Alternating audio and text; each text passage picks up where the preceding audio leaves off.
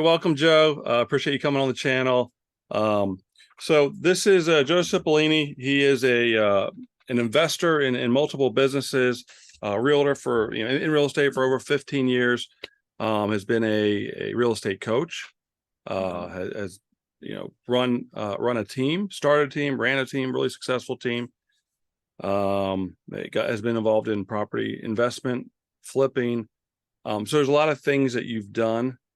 And what I think it's really cool because these are all things that when I'm talking to folks that are thinking about getting into real estate or they're getting in when they're brand new, these are the items that they ask about or they want to do or it's on their list. So anyway, man, let's start with your background and talk about how you got into real estate. Did you have education? Did you just jump out of high school and get into real estate? And now I already know you didn't get your license right away when you work in real estate, but tell us how it got started and why you decided to go that path.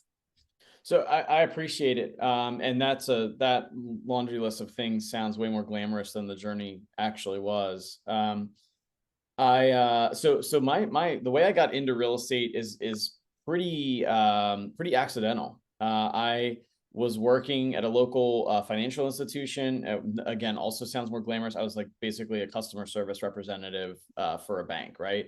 And through that, I had some relationships, and one of them was a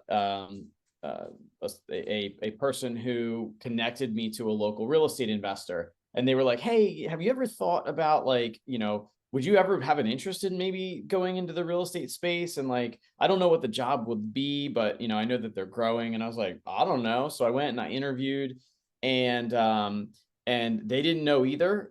So it was like, "Hey, we're growing. We're probably going to have some additional opportunities, but right now we basically just need like a gopher." And I was like, "Cool, I'll do that." So here I am. Gosh, what was I? Maybe 23-ish, right? And working customer service and just like boom, I'm working for these local real estate investors. And my first job was basically like putting bandit signs in yards and just making sure the properties like had lock boxes and all that. I drove a Toyota Scion, like the old boxy ones. And so that was my entry into real estate. All the other things that you just labeled were long after that, but that was how I rolled in. And so I started there, and I was unlicensed, obviously. I really was just working in more of a supportive role. And then about maybe not even 2 months into working there, they had real estate sales people, and they had some that were unlicensed, and then they had some that were licensed. And I came in on a Friday. And I'll never forget it. I used to test how far I could drive the Scion without hitting the gas. That was like a fun game I played. And so I would coast from all the way from the highway to the parking lot, and then just jam the brakes on and drive into the bushes. So that's what I distinctly remember doing that. And I like pulled in, like ghost rided into the parking lot. I come in, and like the whole team is in the conference room. And I'm like, that's kind of weird. And turns out they were quitting. They were all the salespeople were leaving, and that was a Friday afternoon. And so the owners, the guys that I knew, came out, and everybody was like kind of leaving, and they were like, "Well, you're gonna start selling real estate."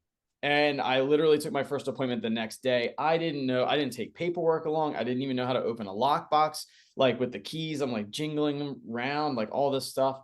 And the people that I showed the house to the next day. Now, again, I was not licensed, so I was showing a home that the investment company owned. Okay, so they were not selling it. These were people that wanted to owner finance, so they were selling it for sale by owner to these folks. And Okay. so that's a little detail, but it does matter. And so I showed these people this house. They were looking to like rent to own it, right? And they were like, "We want it," and I was like, "I don't know what to do. Like, I don't know what paperwork to do. I don't know what to do." And so one day into my more glamorous real estate career, I was already lost. So did that, sold. I ended up becoming actually a salesperson, internal salesperson. And at that point, that was like right after the 2008 crash. Mm-hmm. So just we'll talk about that probably later. I think that's worth visiting. But this was after the 2008 crash. and I basically cut my teeth just kind of figuring it out and selling properties unlicensed. I did that for a couple years. Then eventually Ryan, my current business partner, he and I left together. We both got licensed. We left together, and our first stop was Keller Williams. We've been to other brokerages since then, so we've kind of floated around. Have good things to say, negative things to say about all the places, right? We don't have to go there, but the end of the day was like we figured it out from there, and that's the real story. That the real story was that I left I left what probably was a more secure job pathway, and probably a little bit more in the box. Figured it out from there, and haven't looked back. So you were 22, 23 or whatever. Did you get a degree at college? Did you go to college, get a degree? Did you do any secondary education? Oh yeah. Yeah, I have a great college degree in meteorology. Awesome. Awesome. So, okay. So you did the college thing. You did get your Yeah. degree. Did that, came Okay. out. Yep. The real reason that I even was not taking a career track down meteorology was because I was in a rock band. So Oh I my was like gosh. playing the drums. I did I was not playing know the that. drums Friday, Saturday, Sunday, and then I was like, oh, I don't want to commit to a meteorology career because like my friends were off working at NASA and stuff, and here I was in York, Pennsylvania, right? And and so yeah, that's how that went. And so I mean, I'm proud of that degree. I'm like kind of a weather nerd, so I'm not afraid to say that. I think I'm a good balance, right? I'm like a rock drummer. Like I played some pretty sweet concerts, and then I have a meteorology degree that I don't use. Like all the things. So that's interesting. Meteorology degree. You're in a band, so you get into real estate. Makes complete sense. Total Yeah. sense. That's right. That's awesome. So, I want to talk about Ryan a little bit. We'll get there. Talk about partnerships. People ask me that question a lot, especially when talking about building a team. Mhm. But from the time, I'm sure there was people that were on you about you have this degree, it costs money. Why are you not doing that? Then you get into a job, and then you leave the job to just do your own thing in real estate, Mhm. where you don't have any guarantee of a paycheck. It's all commission. Was there any point in that process where you questioned yourself? You thought maybe I shouldn't do this? Did you ever think of quitting or giving up? Like, were there any obstacles that made you pause? Yeah, absolutely. So that journey wasn't linear. It wasn't like I just like started in real estate and it was rocket ship to the Mm-hmm. moon. So the real pathway was different than that. When we left the investment company and got our real estate licenses, right? So that was a really big pivot because the investment company, although it was not traditional, it was a little bit more secure. We were working as employees, and we had a high level of accountability. I mean, that company hustles, but we there was some stability there, right? So the real risk, that real thing that you're talking about there of like taking that big step, that happened when we got licensed and we said, you know what, we're going to go into traditional real estate. We're going to go to a brokerage. And I'm not too proud to tell it. Like I left like when we were working at the investment company, and again, that was 2008 to 2010. We Mm-hmm. should come back and talk about that. But Yeah. when I left that, so it's like 2010-ish, that I got my license. And when I made that move, it was like I took a massive pay cut to do that. And we were very, very intentional about that move, and we saved money to be able to do it. Got our real estate licenses. This is me and Ryan together, Mm-hmm. right? And and the partnership is also a good conversation because we did things together to have like the law of multiplication, right? Like a little tiny baby herd of two. But that first year that I was licensed, I was like at the poverty line. I mean, I made less than $30,000 that first year. And the thing that made that work, the real thing that made that tick, was we leaned 100% in. And even in the days that we were making $30,000 that year, we were at the office 5 days a week. We were working, we were hustling. We did credit repair at that point. Now, I'm not advocating that. I think things have tightened up. It's a little bit of a different world right now. This was right post 2008, Right. and so there had been a massive crash, and there was a big need for that at that point.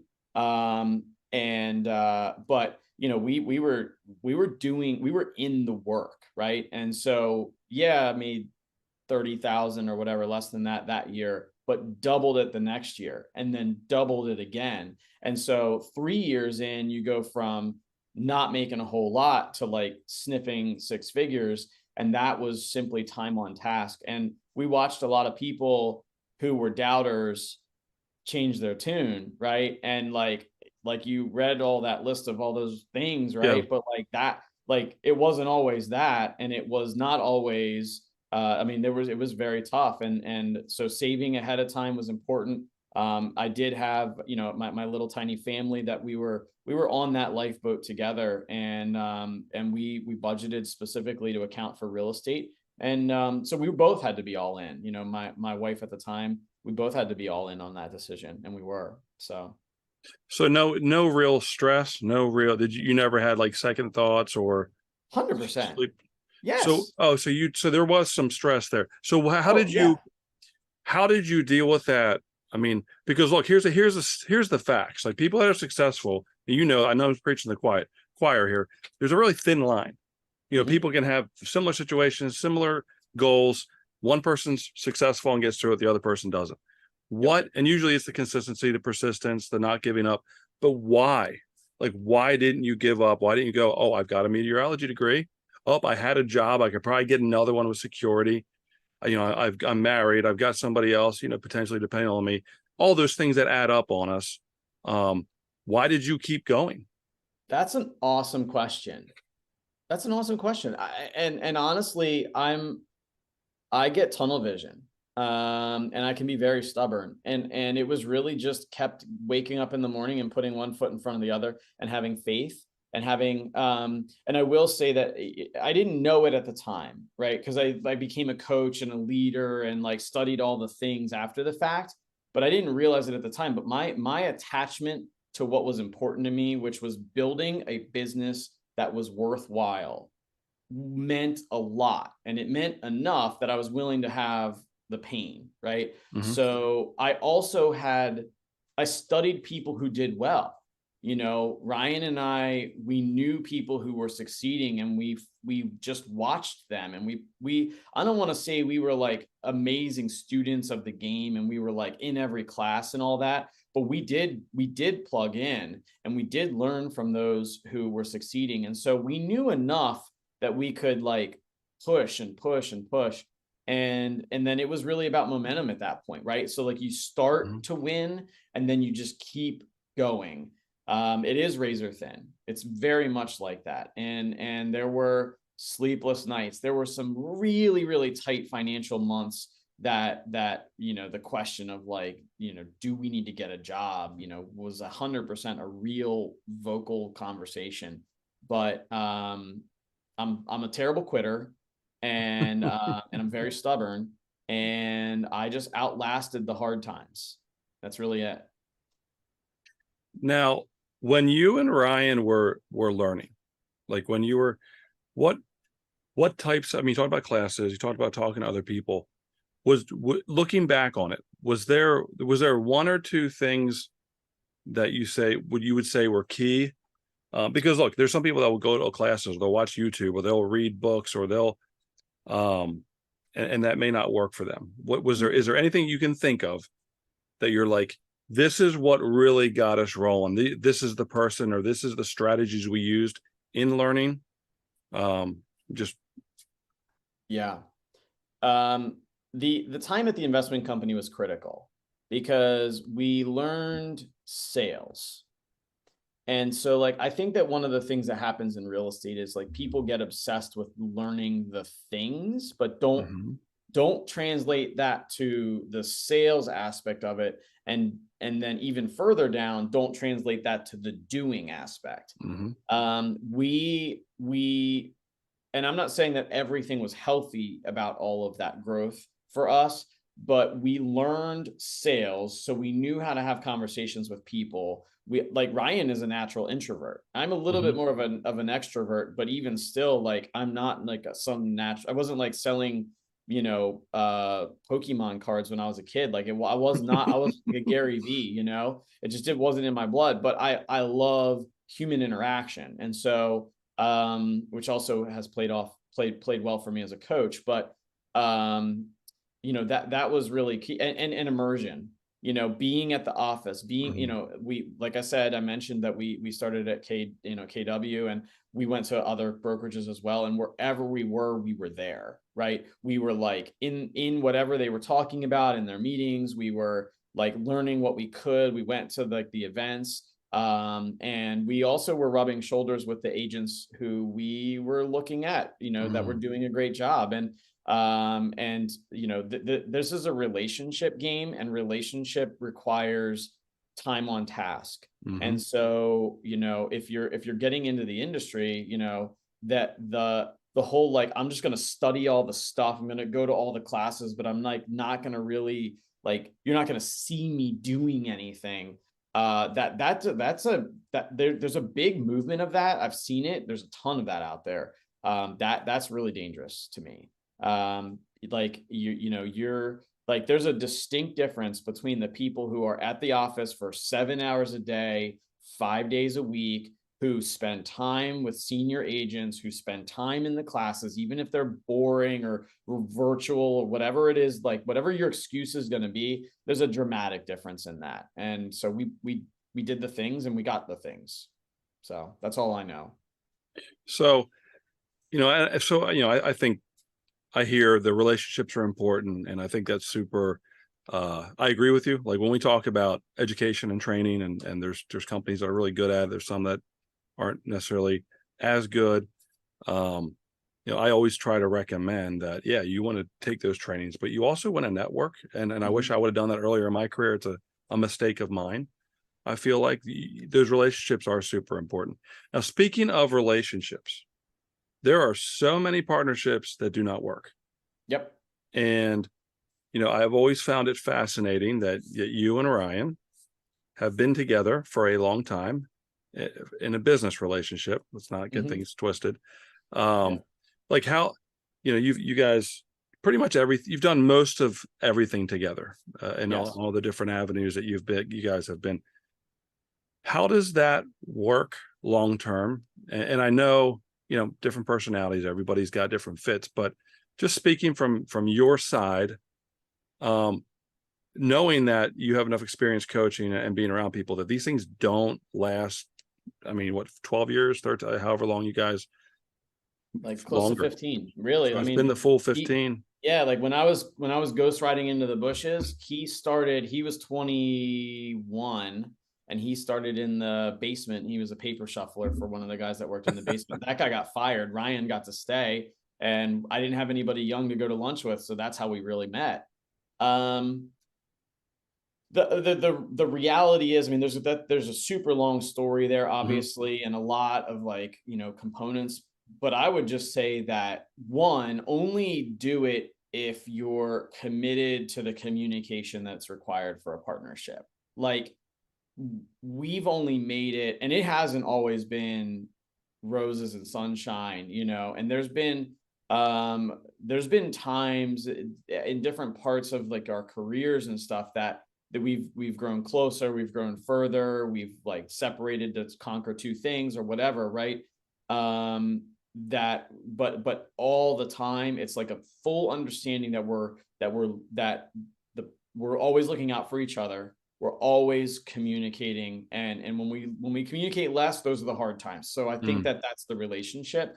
And the other thing is that we are still living out the dream and the goal setting that we did 10 years ago. Right. So we sat in, our office when we were running the team, like when we started growing the team, like we realized it had legs, and we were dreaming about, wouldn't it be cool if dot dot dot we had our own office. Or we had, what if we eventually had a brokerage? Or what if eventually that brokerage had other companies that were affiliated with it? What if that company scaled? Like, wouldn't it be amazing if we were doing business in like all sorts of different markets? And guess what has come to life, Right. right? So we dreamed that together, and we're still living that out. And I think that that's,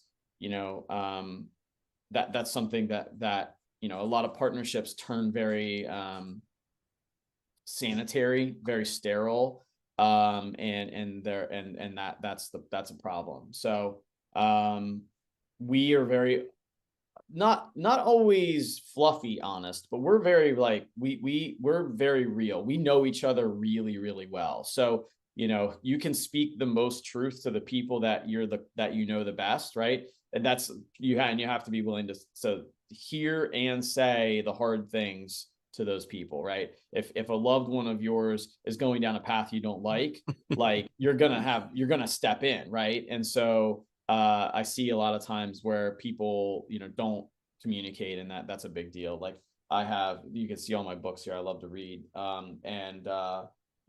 There's like here is like At the Heart of Leadership, which is a communication book. Here's Fierce Conversations, which is a communication book, Yeah. right? So like definitely honing that skill also has been a big part. So that's a whole nother topic, right? Like honing your skills versus actually applying your skills. Yeah, it's really funny because if we clip this out, this could be a marriage relationship or a romantic relationship advice too, because so much of it's a communication part, right? And the Yeah, for sure. honesty and the openness. Um, yeah, it's really rare. I mean, I generally recommend that people don't do them. Like I know one partnership, I know one that hasn't ended, that's been in long enough to see that there wasn't friction and there wasn't enough friction to end it. So Yeah. it's Yeah. it's a really interesting study because you guys are very different. Mm-hmm. And you have done your own things and gone different paths, but yet you stay together. And I think, you mentioned a little bit earlier, one of my questions was going to be, did you set goals in the beginning, which you kind of already answered in a way. Mm-hmm. But are you still, setting new goals? Like, what's your outlook? And I know I know you're a coach and you have a lot of training on this, but I guess tell me what your outlook is on goals and goal setting now as compared to 15 years ago. So that's an awesome question. Really interesting. I realize now that I did a lot of things by accident pretty well.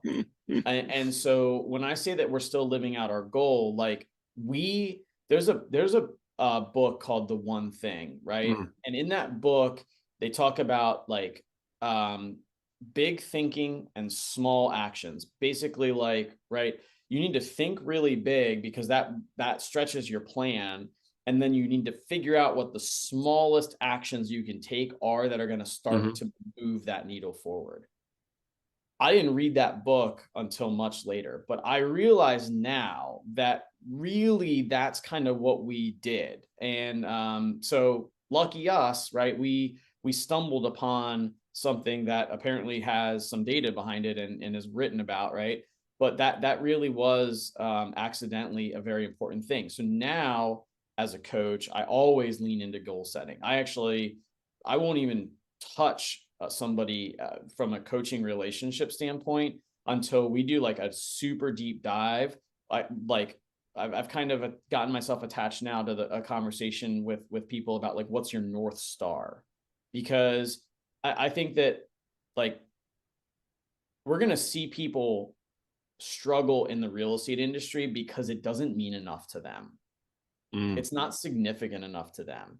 Like you don't you don't win at hard things without it mattering, right? And so that's where goal setting really comes in. Like drawing a picture of some fantasy is cool. That's a dream, right? But like understanding what you'll have to pay to get there is very different. And so yeah, so goal setting to me is like really, really important. And we were fortunate enough that Ryan and I together had those conversations. We spent an absurd amount of time together as we were building our little tiny infant businesses, right? And so we were able to kind of formulate all the stuff and really, go through that process all the time. And like I see people, and this is true, it's a partnership or an individual, and they're like, oh yeah, I spent 30, 40 minutes. I put this goal sheet together for you. I'm like, whoa. Like, time out. You don't have enough of a relationship with your goal if you spent 30 minutes with it. And there's a quote, and I've shared this before, but there's a quote that I heard when Gary Keller interviewed Tim Ferriss. So Tim Ferriss wrote the book 4 Hour Work Week. Mm-hmm. I still have yet to figure out how to have a 4 hour work week, but Tim Ferriss wrote that book, right? And so Tim Ferriss was doing this interview, and he made a comment, and I wrote the quote down, and I think it's one of the most important things I've ever heard. He said, you have to do the inner work before you do the outer work. And I think a lot of people skip the inner work. I think a lot of people skip it, and they just like, they want to do a little bit of inner work, and then they think they're going to do like a scattered version of outer work, which is the doing, right? And they fail, or they give up, right? And so that to me, I think, is a really big deal when it comes to goal setting, because goal setting is the inner work, by the way. Like, when you have a relationship with your goal, and when you have a relationship with like what's significant to you, then you're going to do the things, right? You're going to do those outer work things. So, we've been, gone in and out of this subject. I mean, we talked a little bit about the goals and the why, or you said the gold star. Is that what it was? North Star. North Star. And the difference between people that are successful and people that aren't is a very fine line. And usually it's just they didn't give up. They were stubbornly stupid, or stupidly stubborn, or they had a chip on their shoulder because someone told them they couldn't do it, and they didn't really know what they were doing, but they just weren't going to stop. So, since you're a coach, I'm just going to ask, how do you teach or help people get from this is what I want to this is why I want it? So from a coaching perspective, that comes from deep introspective conversations. I think, contrary to people's belief, like, I work, I've worked and work with real estate people, right? It's probably an 80-20 split of 80% personal conversations and 20% real estate conversations, sometimes even less, because none of the real estate conversation matters if that other stuff, the significance, isn't handled, right? So I think that's definitely true no matter where you are on the spectrum of the business, but it's going to matter the most when it's the hardest. And I think it's going to have, like, the hardness changes, right? So like in an early career, the hardness is like going from 0 to 10, right? It's like, where do I find my first deal?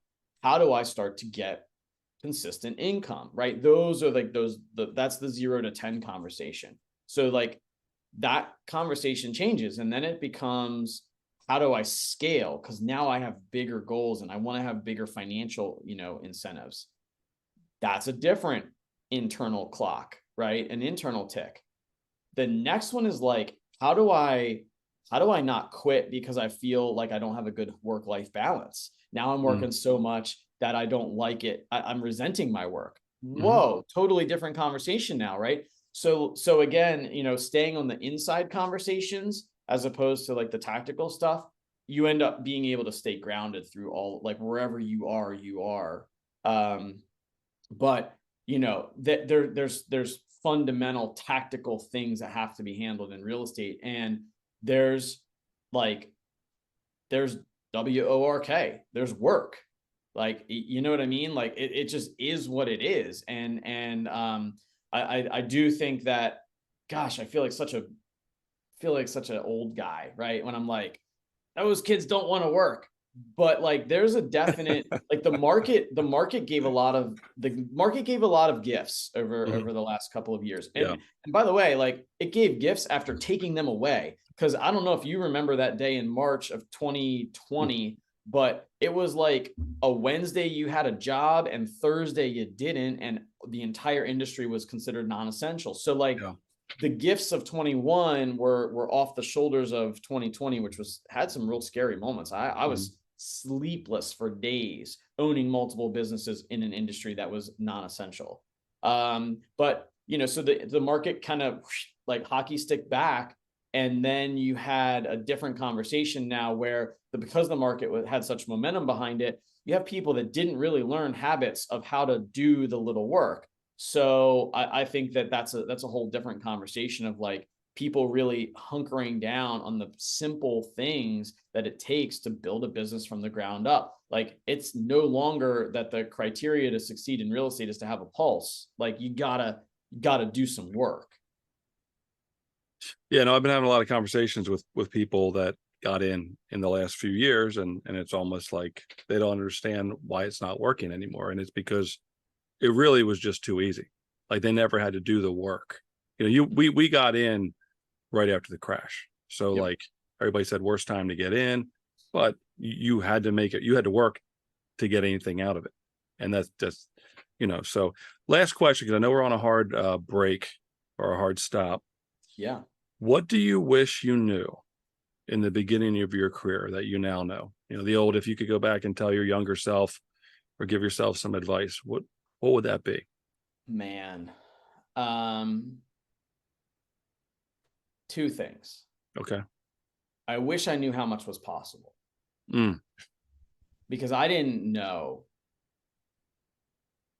Younger me didn't know that I would have so many possibilities and opportunities.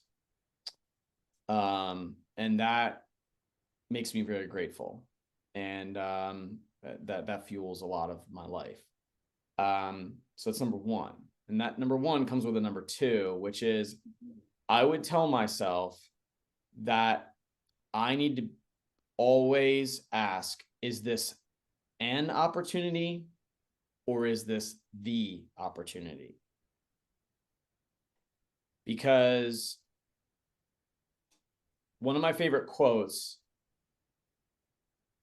is very true, which is the difference between successful people and very successful people is that very successful people say no to almost everything. That's Warren Buffett, who doesn't suck at business.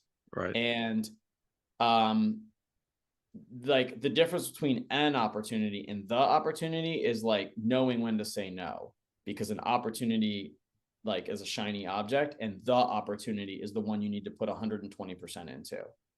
So um that those would be the two. One, I wish I knew how much was possible, and two, I wish I knew then how to analyze opportunities very rawly. So in a very short amount of time, how do you recognize the opportunity from all the other opportunities that you should say no to? The inner work. So you have an example you could share? Is there an opportunity that maybe you missed or maybe that you took and because I Um, know a lot of people hear it and it sounds awesome, but what does it look like in actuality and reality? yeah, I'll share. I stepped away from being a real estate coach at scale. And it's really hard to leave something that you truly love. Like Mm, I didn't set out to be a coach. I was offered the opportunity to audition for being a coach as a result of production and as a result of like just participating in offices and just starting to like, oh, because you sold houses, now you got to start to teach the new agents type of thing, right? I was like, okay. Turned out I liked it, right? But I mhm. didn't know what an investment that was going to be in my life. And so I learned a lot. I went to coaching classes and really invested in that. And then I I had an opportunity that was essentially going to require me to step away from that. Mhm. And when I really looked inward, the thing that was driving me, my North Star, was creating impact in lives. And so I had a full coaching roster, and my coaching roster, they closed that year. My coaching roster closed $500 million worth of real estate sales, $500 million, Oof. right? And I'm like, whoa, that's huge impact, right? Yeah. But to close that door opened another door that actually led to greater impact on a national scale, where now I'm writing and teaching curriculums for like multi-billions in Mm. production. And so, and not just that, but like, I did the math, and just like some back of the napkin math, where it was like the number of households that the work that I was doing was touching was like stupid big, right?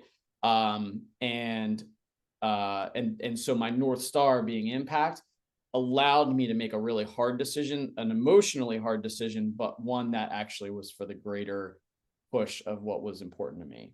So it's not even about real estate sales, right? But it came from real estate sales. None of that conversation would have been relevant if I didn't build a real estate business with Ryan that sold Right. over 100 homes a year for, all those, several years. And so that opened other doors. Again, I didn't know what was possible. So I didn't know I'd ever have a conversation about $500 million when I was doing what I mean, $30,000 my first year, right? Like, just that trajectory didn't seem like it was even close. Well, we're at our hard break, and I appreciate the time. From meteorology and rock band to impacting, thousands and thousands of lives, maybe more. That's and figuring out that's important to you. That's I'm with you on that. Once you figure that out, and it can change, but that really is super helpful in making your decisions. And no, man, hey, I absolutely appreciate you. Appreciate you helping me out and coming on the channel. My And it pleasure. I was, love what you're doing, man. It's awesome, super cool. Anybody who's watching this, like, props to them for making it through the time that we spent together, but also, you know, um, do something with this information. yeah, Like this channel is awesome. The information, the conversations are great. Do something with it. yeah, absolutely. And that's why I'm doing it. So Yeah. again, appreciate it, man. Take care, Thank and you. we'll talk soon. Awesome. We'll see.